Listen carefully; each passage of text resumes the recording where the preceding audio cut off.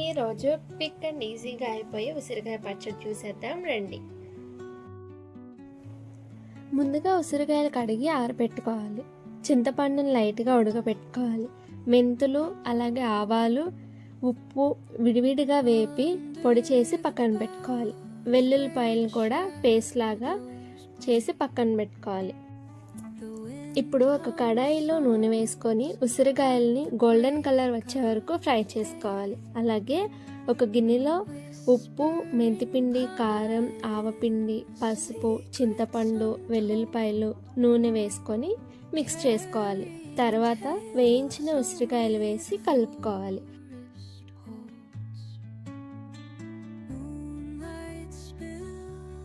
ఆ తర్వాత పోపు కోసం పోపు దినుసులు, వెల్లుల్లిపాయలు, ఎండుమిర్చి, కరివేపాకుతో పోపు వేసి మిక్స్ చేసుకోవాలి.